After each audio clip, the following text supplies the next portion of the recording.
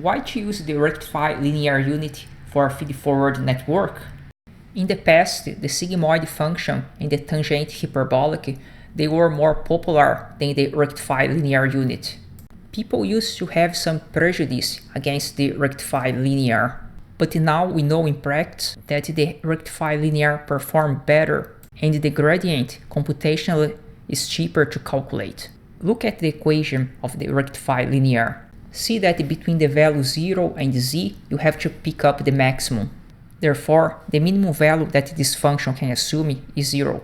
Because the function is linear after 0, the first derivative is 1 and the second derivative equals 0. That means that the function is easy to optimize and the direction of the gradient is straightforward. Theoretically, the only drawback of the rectified linear unit is that this function is not differentiable at 0. And this is the reason why the tangent hyperbolic and the sigmoid function, they were more popular.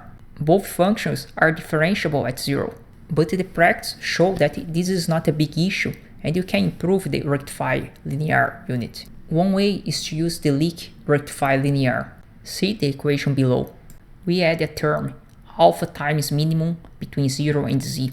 If alpha is a very small number, you have the Leaky rectified linear function. The advantage now is that we have a small positive gradient for the range where z is negative. Now let's assume that alpha equals 1 and see what happens. We get the absolute value of z. We call this absolute value rectification. In a more sophisticated model, we can treat alpha as a learnable parameter.